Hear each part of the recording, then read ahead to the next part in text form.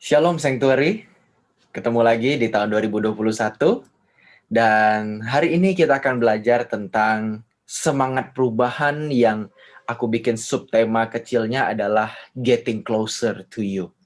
Getting Closer to You. Sebelum kita masuk dalam kebenaran firman Tuhan, yuk kita berdoa. Bapa di dalam surga, kami siap mendengarkan firman-Mu, siapkan hati kami, biar hati kami jadi bejana yang siap dibentuk oleh Tuhan. Biar kami memiliki semangat perubahan, terutama dalam hubungan kami dengan Tuhan. Terima kasih Tuhan yang baik, kami bersyukur dan berdoa. Haleluya. Amin. Oke, teman-teman, selamat berjumpa kembali dalam program Sanctuary di komunitas Sanctuary ini. Dan seperti yang tadi saya katakan, kita akan bicara soal semangat perubahan seperti tema kita pada bulan ini. Namun subtemanya atau topik kecilnya hari ini adalah Getting Closer to You. Teman-teman, kita mesti berubah dalam banyak hal. Nah, salah satunya adalah berubah atau berkembang dalam hubungan kita dengan Tuhan. Di tahun 2020 pasti kita punya resolusi untuk meningkatkan, menguatkan hubungan kita dengan Tuhan. Namun saya yakin banyak di antara kita yang tertunda resolusinya di tahun 2020. Termasuk juga saya. Banyak hal-hal yang kita akhirnya miss dan tertunda yang kita nggak sempat lakukan dengan baik. Nah, oleh karena itu teman-teman, hari ini saya mau ajak kita. Aku mau ajak kita semua untuk kembali melihat apa resolusimu dalam hubungan dengan Tuhan. Tentu semua orang Kristen pasti akan berbicara atau menyatakan bahwa resolusi hubungannya dengan Tuhan adalah menjadi semakin dekat dengan Tuhan. Betul? Nah, itu adalah resolusi umum yang kita akan temukan setiap kita berbicara dengan orang Kristen lainnya. Mengapa? Karena dalam kekristenan itu ada satu hal yang hebat. Satu hal yang hebat ini adalah Tuhan sangat dekat. Tuhan konsepnya bukan Tuhan yang jauh, yang tidak terselami, tidak terjangkau, tetapi dia adalah Tuhan yang Immanuel. Tuhan yang dekat.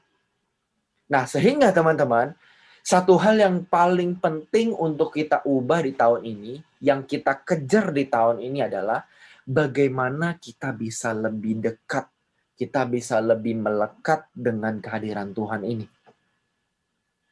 Nah, kedekatan ini bicara soal hubungan pasti ya. Dan Tuhan ingin kita punya hubungan dengan Dia. Nah, pertanyaannya adalah bagaimana sih pasti caranya kita untuk semakin dekat dengan Tuhan? Bagaimana di tahun 2021 ini kita bisa makin nempel sama Tuhan? Nah, aku berharap khotbah ini bukan khotbah yang informatif, teman-teman. Aku berharap khotbah ini adalah satu khotbah yang transformatif. Transformatif. Yang artinya mengubah. Bukan hanya informatif. Yang artinya memberikan informasi. Tetapi transformatif yang artinya mengubah. Mengubah apa? Mengubah diri kita untuk berani mengambil komitmen. Mengambil komitmen untuk mendekat pada Tuhan. Dengan tentunya langkah-langkah yang konkret. Jangan cuma sekedar di awang-awang. Jangan cuma sekedar abstrak. Cuma niat doang tapi tanpa tindakan. Hari ini aku mau tantang kita. Dan ketika kamu dengar khotbah ini, ketika Anda dengar khotbah ini, taruh di dalam pikiran kita satu hal. Ini bukan khotbah yang mengajak kita untuk tahu bagaimana caranya dekat sama Tuhan. Tapi ingin mengajak kita untuk melakukan, garis bawahi kata ini, melakukan apa yang kita dengar. Oke? Melakukan apa yang kita dengar. Jadi siap-siap. Pasang sabuk pengaman, ya. Terus siapkan hati kita. Kita mau lebih mendekat pada Tuhan. Resolusi perubahan kita tahun ini adalah mengubah kedekatan kita dengan Tuhan. Menguatkannya. Dan bahkan melekatkannya sampai tidak bisa lepas lagi. Nah, teman-teman, aku akan mulai dengan dua hal. Jadi ada dua hal untuk kita bisa punya hubungan dengan Tuhan lebih dekat. Bagaimana cara kita bisa lebih dekat? Pertama,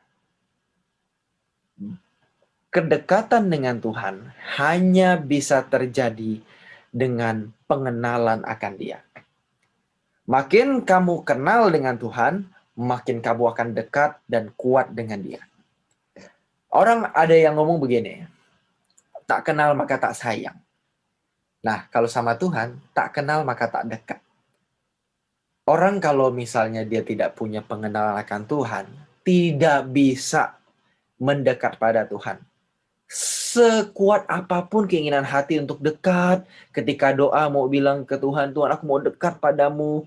Tapi kalau kita nggak kenal Tuhan, percayalah teman-teman, teman-teman nggak akan pernah bisa mendekat pada Tuhan. Pengenalan di sini bicara soal apa yang kita ketahui tentang Tuhan. Apa yang kita ketahui. Di sini bicara soal knowledge, bicara soal pemahaman. Ya, knowledge dan pemahaman. Bagaimana engkau memahami Tuhan? Bagaimana engkau melihat Tuhan? Bagaimana engkau mengenal Dia? Siapa sih Tuhan bagi dirimu? Ini sangat penting, teman-teman. Makanya kalau kita buka Alkitab, mari kita buka bersama. Di 2 Petrus pasal 3 ayat 18. Petrus berkata begini. 2 Petrus pasal 3 ayat 18. Tetapi bertumbuhlah, perhatikan, dalam kasih karunia dan dalam pengenalan akan Tuhan dan Juru Selamat kita, Yesus Kristus. Perhatikan, Petrus berkata bertumbuhlah dalam kasih karunia. Kasih karunia itu artinya kamu bertumbuh dalam kebaikan Tuhan. Tuhan kasih kesempatan kita untuk hidup setiap hari. Tuhan kasih kesempatan kita untuk diubah. Tapi nggak cuma cukup kesempatan. Teman-teman harus punya pengenalan. Bertumbuhlah dalam pengenalan. Ini juga dikatakan oleh Paulus di Filipi 3 ayat 10. Filipi 3 ayat 10 mengatakan demikian. Yang ku kehendaki ialah mengenal Dia, perhatikan. Mengenal Dia dan kuasa kebangkitannya dan persekutuan dalam penderitaannya, di mana aku menjadi serupa dengan Dia dalam kematiannya. Paulus menghendaki mengenal Dia dan kuasa kebangkitan Dia. Mengenal Dia artinya mengenal pribadinya Tuhan. Gimana sih Tuhan itu? Kuasa kebangkitannya itu maksudnya bicara soal kenapa sih Tuhan bisa bangkit? Yang jawabannya nanti adalah gaya hidup Tuhan Yesus yang taat. Itulah yang membuat Dia bisa bangkit. Itulah kuasa kebangkitan Kristus. Kenapa Kristus dibangkitkan? Karena Ia taat. Bahkan taat sampai mati di atas kayu salib. Itulah kuasa kebangkitan Tuhan. Dan persekutuan dalam penderitaannya. Baru orang yang mengenal Tuhan dan kuasa kebangkitannya bisa bersekutu dalam penderitaannya. Kalau orang mau bersekutu dalam penderitaan Tuhan, bilang mau menderita bersama-sama dengan Tuhan, tapi gak mengenal Tuhan, pasti gugur di tengah jalan. Karena apa? Engkau tidak akan menaruh kepercayaan. Kita tidak akan berani mempertaruhkan hidup kita kepada seseorang yang tidak kita kenal. Itu pasti. Udah gak mungkin bisa all out kepada orang yang tidak kita kenal. Udah nggak mungkin. Kita hanya bisa all out, kita hanya bisa berkorban bagi seseorang yang sungguh-sungguh kita kenal. Ya, kita pasti akan merasa janggal kalau orang ini nggak kenal, tiba-tiba dia minta tolong sesuatu, minta melakukan kita A, B, C, D. Kita akan merasa aneh ya. Tapi kalau misalnya kita mengenal seseorang, kita bukan mau melakukan sesuatu bagi dia karena dia meminta pada kita. Tapi kita dengan sukarela melakukan sesuatu bagi pengorbanan kepada Dia untuk mempertahankan hubungan kita. Amin. Jadi kualitas pengenalan kita semua akan Tuhan mempengaruhi kualitas hubungan kita. Garis bawahi, kualitas pengenalan kita akan Tuhan mempengaruhi kualitas hubungan kita dengan Tuhan. Kalau seseorang memahami Tuhan sebagai penolong, Tuhan memahami maksudnya kita memahami Tuhan sebagai seorang yang mampu melakukan mukjizat, sosok yang kuat berkuasa. Akhirnya kita akan menjadikan Tuhan sebagai sosok yang kita eksploitasi. Kita terus jadikan instrumen, alat untuk melakukan apa yang kita inginkan. Alat pengabul keinginan. Itu contohnya. Kualitas seseorang dengan Tuhan itu sangat dipengaruhi oleh kualitas pengenalannya. Kalau pengenalannya sekualitas Tuhan bisa menolong, ya akhirnya jadi instrumen. Tuhan jadi alat. Tuhan diperalat oleh manusia. Tapi teman-teman, kalau orang berpikir atau mengenal Tuhan sebagai Tuhan dan Juru Selamat, maka dia akan menyandarkan hidupnya pada Tuhan. Dia bakal taruh hidupnya sama Tuhan. Dia akan ngomong begini. Dia akan ngomong, apapun yang terjadi, terjadilah Tuhan. Karena aku percaya rancangan-Mu yang terbaik. Amin. Ya, kalau kita melihat Tuhan sebagai sosok yang benar-benar bisa kita percaya, sosok Tuhan dan Juru Selamat, kita akan taruh hidup kita sama Dia. Dalam doa kita akan bilang, Tuhan, aku serahkan hidupku. Aku nggak tahu apa yang ke depan akan terjadi. Tapi aku tahu, yang terjadi di depan adalah yang terbaik. Nah, ini yang aku juga doain setiap aku berdoa. Aku selalu bilang ke Tuhan, Tuhan, aku taruh hatiku, aku taruh hidupku, aku taruh keluargaku, semua yang aku miliki di hadapan-Mu, aku taruh di hadapan-Mu. Karena aku tahu apa yang aku taruh di hadapan-Mu, aku sandarkan di hadapan-Mu, Tuhan, semuanya milik-Mu. Semua milik Tuhan. Dan aku mengembalikan itu kepadamu. Jadi kita nggak memiliki hidup kita sendiri, teman-teman. Kita nggak memiliki hidup kita sendiri. Akhirnya, kita benar-benar mempertuhankan Tuhan. Bukan memperalat Tuhan, tapi mempertuhankan Tuhan. Karena banyak orang beragama, terutama ya dalam konteks ini orang Kristen yang memperalat Tuhan ya. Memperalat Tuhan. Ini mungkin bisa wajar karena banyak orang yang usia rohaninya masih belum dewasa. Ketika orang semakin dewasa, wajarnya orang tidak akan memperalat Tuhan, tapi mempertuhankan Tuhan. Karena dia tahu, Tuhan bukan sosok yang harus digugat, selalu diprotes kalau ada sesuatu. Tuhan, kenapa ini terjadi? Tuhan, kenapa ini terjadi? Tolong aku, begini, begitu. Nah, biasa ini masih rohaninya masih mula-mula ya. Kalau orang udah makin kenal Tuhan, dia tahu. Makin kenal kita tahu. Kalau teman-teman udah lama jadi orang Kristen, teman-teman makin tahu. Makin tahu apa? Makin tahu apapun yang terjadi di hidup ini semua mendatangkan kebaikan. Kita makin percaya. Kita makin aman, kita makin stabil. Nggak takut, nggak worry, nggak khawatir. Tapi kita lebih kayak ke nyantai. Kita menjalani dengan bertanggung jawab sambil kita cari pelajaran dari Tuhan tuh apa sih? Kalau kata teman kita yang beragama Muslim, apa sih hikmahnya? Apa sih hikmahnya dalam hidup ini? Ada masalah A, masalah B, masalah C, dan sebagainya. Nah, lihat nih teman-teman. Pengenalan seseorang akan Tuhan menentukan hubungan dia. Makin orang kenal sama Tuhan, ketika ada masalah, ketika ada problem, akhirnya apa? Dia bisa nyantai. Dia bisa percaya sama Tuhan. Ini pasti masalah yang aku bisa lewati. Ini bukan masalah besar yang akhirnya membuat aku jadi putus asa, bikin aku jadi depresi, atau bikin aku sampai akhirnya harus mengambil jalan pintas. Enggak.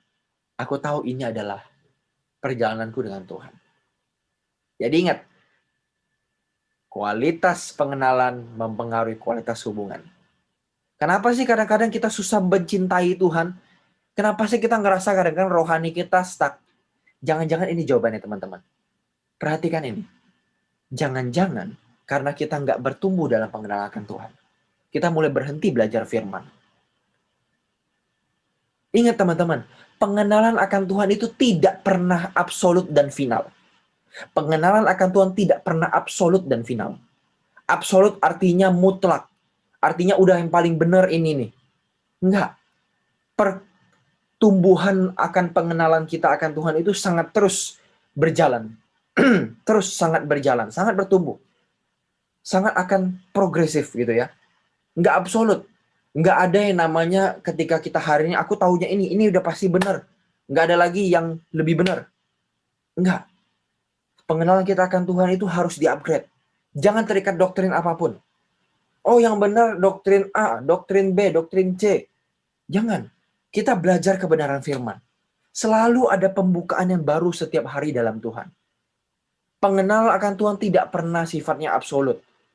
Dari segi kita ya, dari sudut pandang manusia. Selalu kita akan ada perubahan, ada perkembangan ketika kita mengenal Tuhan. Dan akhirnya pengenalan kita akan Tuhan itu nggak pernah final. Artinya dia selalu bisa setiap hari itu ada hal yang baru Tuhan berikan. Jadi jangan pernah puas. Jangan pernah puas dengan apa yang Tuhan berikan hari ini. Selalu haus. Stay full, stay hungry. Ya, stay full, stay hungry. Tetap merasa bodoh, merasa lapar akan Tuhan. Jangan merasa bahwa pemikiran kita tentang Tuhan itu sudah absolut, sudah final. Ini yang paling benar. Ini yang udah paling absolut. Hati-hati teman-teman. Hari ini kita merasa mungkin apa yang kita ketahui sudah cukup. Tetapi apa yang Tuhan berikan besok mungkin adalah hal yang belum pernah kita ketahui. Jadi buka diri Anda. Buka diri teman-teman untuk menerima kebenaran-kebenaran dari Tuhan. Jangan pernah merasa sudah cukup. Jangan pernah merasa puas.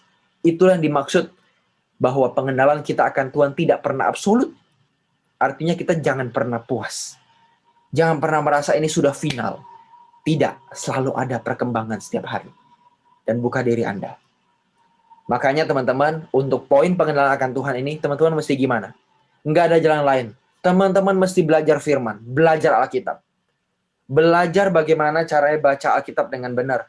Menafsir Alkitab dengan benar. Banyak course-nya di YouTube. Banyak kok course-nya di website-website tertentu yang kasih cara menafsir Alkitab.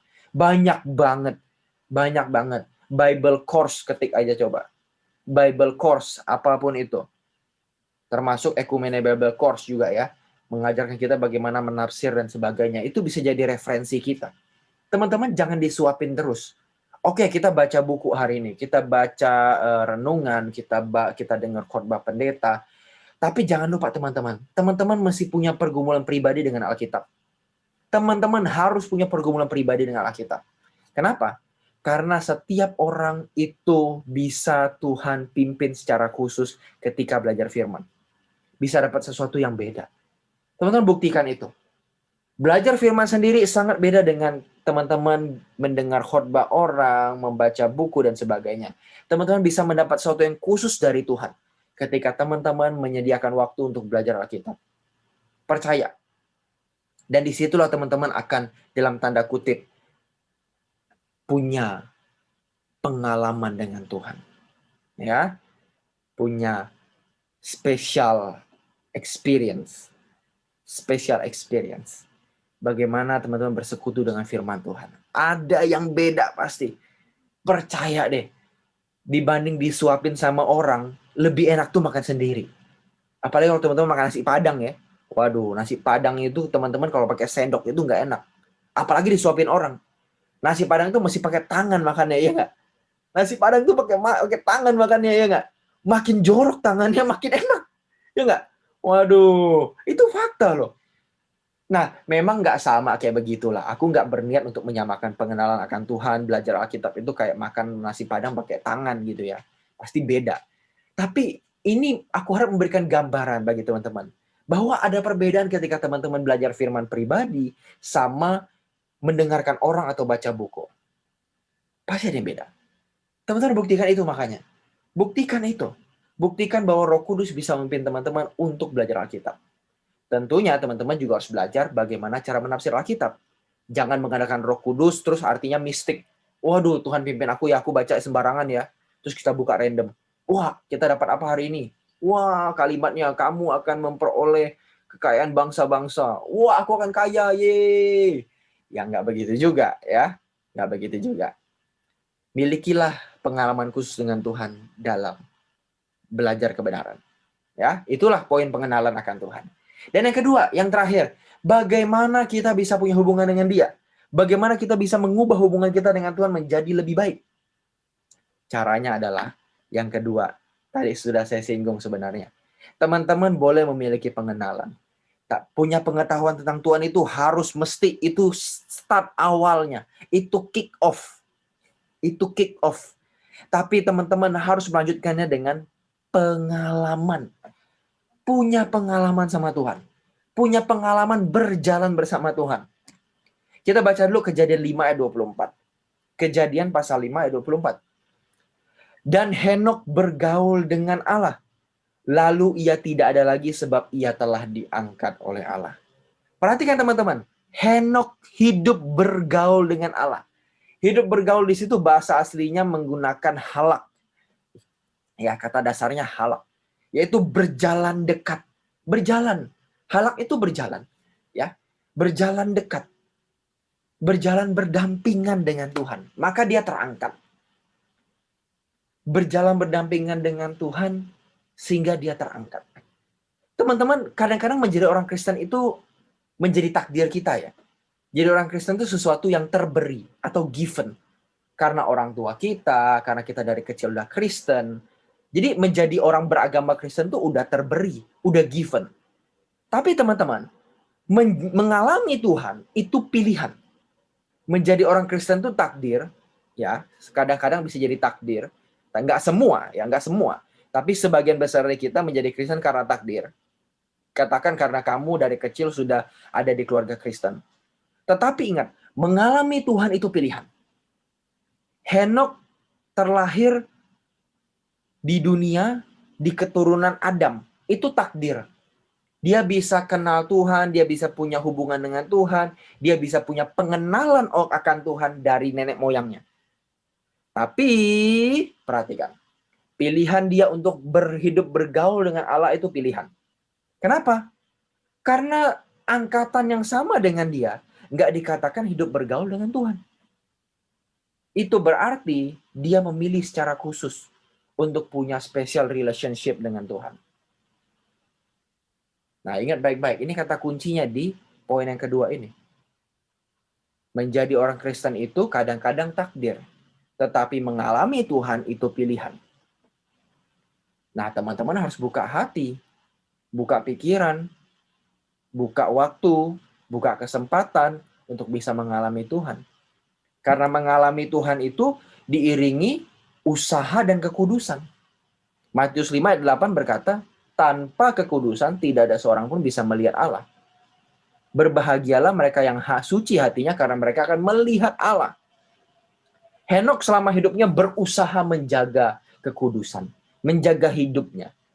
Hidup bergaul dengan Allah ini bahasa Taurat, teman-teman. Taurat itu Kejadian, Keluaran, Imamat, Bilangan, Ulangan ya. Dalam kitab Taurat itu kalau kata hidup bergaul dengan Allah artinya dia melakukan seluruh perintah Allah. Ya, melakukan perintah Allah, tidak menyakiti hati Tuhan. Nah, untuk tidak menyakiti hati Tuhan ini perlu usaha. Nggak bisa kita tiba-tiba langsung menyakiti hati Tuhan. Kita lemesin aja terus kita langsung menyenangkan hati Tuhan. Nggak ada, say. Nggak ada, say. Nggak bisa kita lemesin aja terus habis itu tiba-tiba menyenangkan hati Tuhan. Nggak bisa. Menyenangkan hati Tuhan itu nggak bisa pakai lemesin aja, say. Nggak bisa. Menyenangkan hati Tuhan itu mesti dilakuin, diusahain. Miliki pengalaman dengan Tuhan. Jumpai Tuhan. Jumpai Tuhan. Inilah cara kita untuk punya perubahan dalam hubungan kita dengan Tuhan. Bagaimana kita bisa lebih mendekat pada Tuhan? Nggak ada jalan lain, teman-teman. Teman-teman harus menjumpai Tuhan. Alami Tuhan. Nah, mengalami Tuhan ini ada dua zona, teman-teman. Dua zona.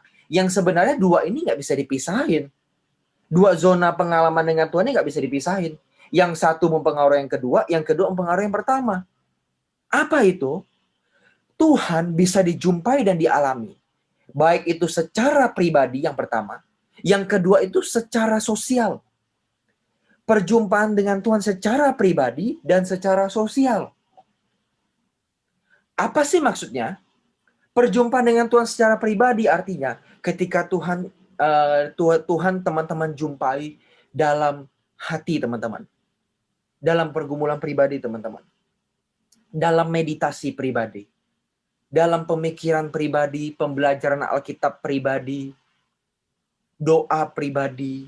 Itu ketika teman-teman berusaha untuk tidak melakukan hal yang berdosa, berusaha untuk menghindari kesalahan, tahu kita punya sering kejatuhan di mana, jatuh bangun di mana, sering gagal di mana, terus kita berusaha untuk membenahi diri kita. Kita berjuang, kita minta tuntunan Roh Kudus, kita minta topangan dan kekuatan Roh Kudus. Disitulah perjumpaan dengan Tuhan secara pribadi.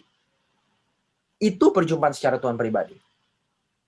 Perjumpaan dengan Tuhan secara pribadi terjadi ketika kita secara muka dengan muka itu berurusan dengan Tuhan. Tapi jangan lupa, ada perjumpaan dengan Tuhan secara sosial. Yang pertama itu secara pribadi artinya pengalaman istimewa dan personal. Kadang-kadang nggak bisa dibagiin. Yang kedua ada yang namanya sosial. Artinya Tuhan dijumpai dalam diri sesama kita. Dalam diri orang lain. Ketika kita berinteraksi dengan sesama kita. Mau itu keluarga kecil kita, keluarga besar kita, tetangga kita, teman sekolah kita, teman kuliah kita, teman gereja kita, dan masyarakat secara luas. Tuhan ada di tengah-tengah mereka.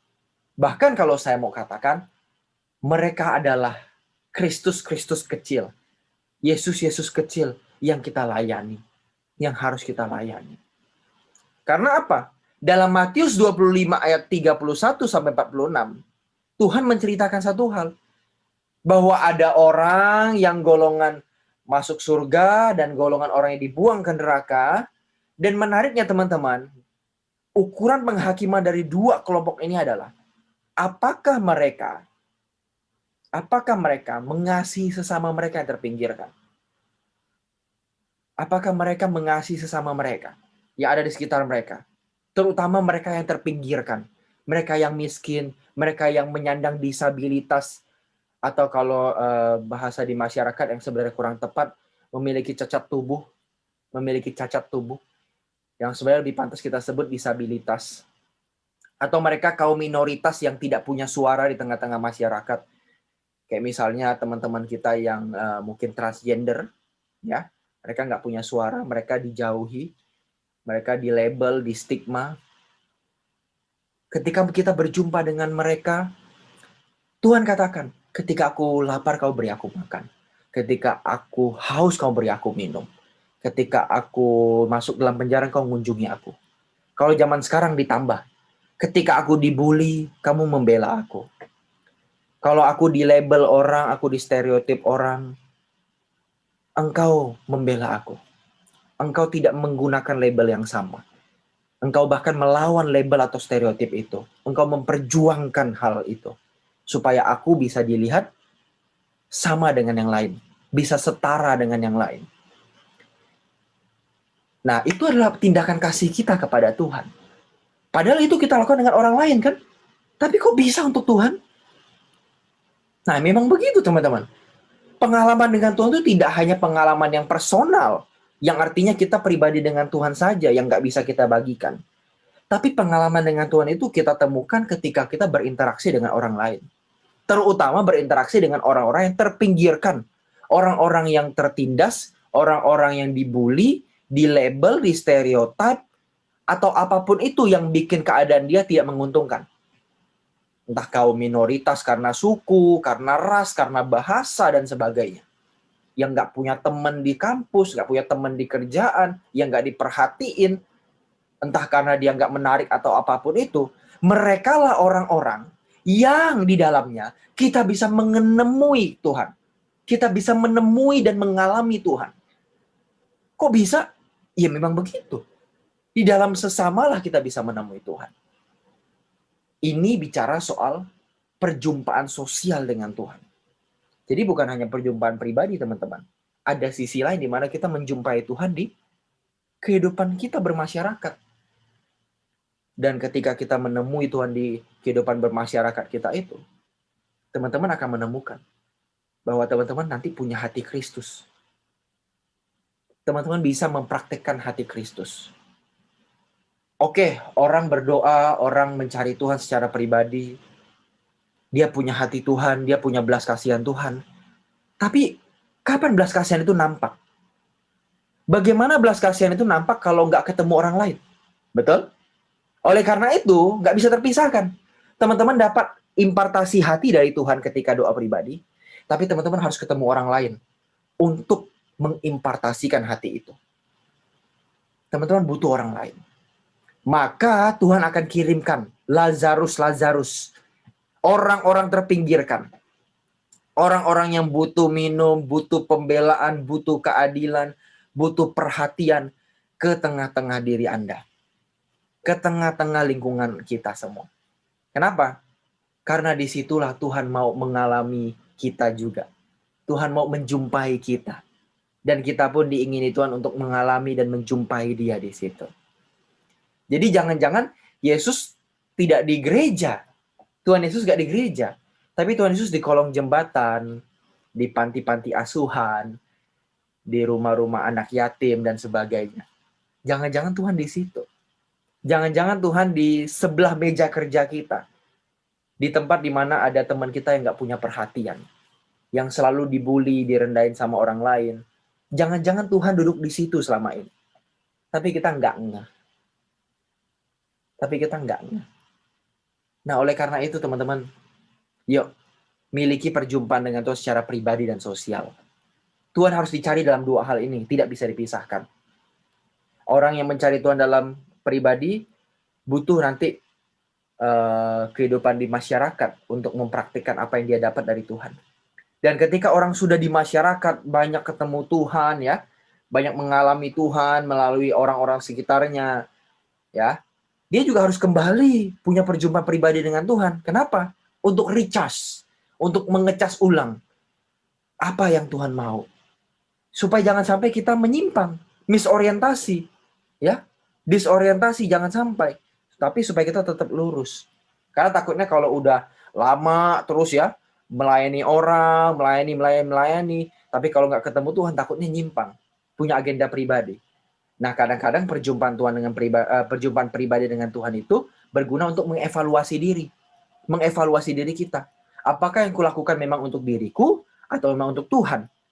Nah, ini untuk evaluasi, ya. Pengalaman dengan Tuhan akan membuktikan bahwa Tuhan itu ada dan membuat kita makin takut dan gentar akan Dia. Kita akan bisa buktikan itu, teman-teman.